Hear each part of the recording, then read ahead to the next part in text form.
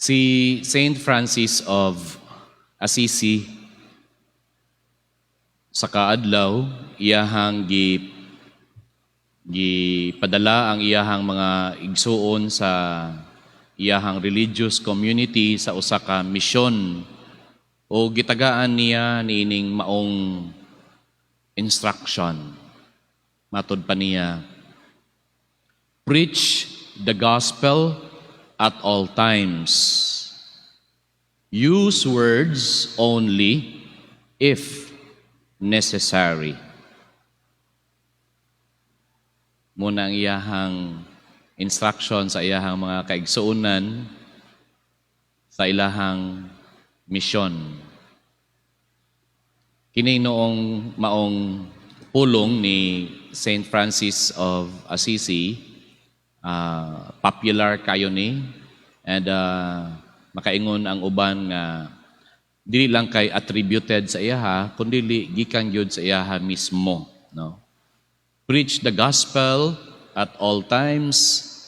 Use words only if necessary.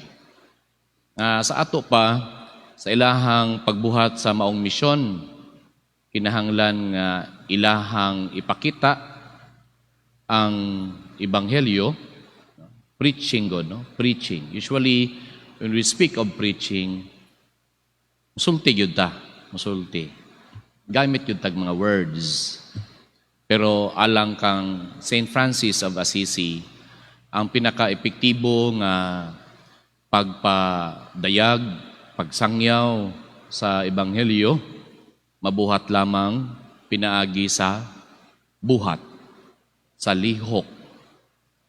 Apan matod pa niya, kung kinahanglan yun, nga mo gamit kag pulong, gamita kung kinahanglan na yun kaayo. Only if necessary. Mga igsuon, sa atong unang pagbasa, nadungog nato ang padayon nga bahin sa sulat ni San Pablo sa kang Tito. Giingon nato kagahapon sa unang bahin niini nga kining sulat niya kang Tito gitawag nga pastoral letters, no? Ang usa niining maong sulat iyang gipadala kang Timoteo. Si Timoteo usab gipadalaan niya og duha ka bahin sa sulat. So naay 1 Timothy and 2 Timothy. Kang Tito usara. Si gikaingon nga si Tito usa ka magyud siguro ingon nga kuan pero bata-bata pa gyud ni siya. Bata-bata nga kanang obispo. Kaniadto lagi ang tawag niini episkopos, no? Usa ka overseer sa tibuok o dako nga katilingban sa mga Kristiyanos. Ingon tag ang iya sigurong jurisdiction ni ani mga pipila ka mga lungsod. O nining bahina sa sulat ni San Pablo kang Tito, iyang gitagaan og dako nga emphasis ang mga inguntag pamatasan, no? The right conduct, the proper attitude sa usa ka mga leader sa simbahan. By the way, ang background niini nagagikan sa unang bahin kagahapon. Nagiingnan siya ni Pablo o gi-remind siya ni Pablo sa nahibilin nga tahas nga angay niyang buhaton. Mamili siya og mga lideres alang sa mga Kristohanong katilingban. Og iyahang gitagaan og kanang qualifications. Karon dugang nga paghimangno o pahinumdum nga kinahanglan ang mga napili nga mga lideres, mga pangulo og kinatibuk-an sa mga miyembro, ang mga Kristiyanos nga miyembro sa katilingban, kinahanglan magpuyo lagi sa sakto, no? Nga pamatasan. Ug iyahan nang gisaysay diri sa atong nadungog diha sa unang pagbasa. Nga importante kayo alang kaniya nga isip Kristiyanos, no? Either pangulo ka ba o sumusunod o miyembro, kinahanglan nga kini makita gayo diha sa buhat. Maayong panigingnan, maayong mga pulong, maayong nga mga buhat, ug maayo tanan nga ipakita. Ug kini gitagaan og duso ni San Pablo tungod kay dunay duha ka rason. Ang una, siguro klaro kayo kay Pablo ang kining tendency nato nga mga tao. Kita manggod, we tend to imitate what we see. No? We tend to imitate what we see. Dali ra man kung kaayo ng isulti. Bisan gud sa ato ang diya sa family setting, no?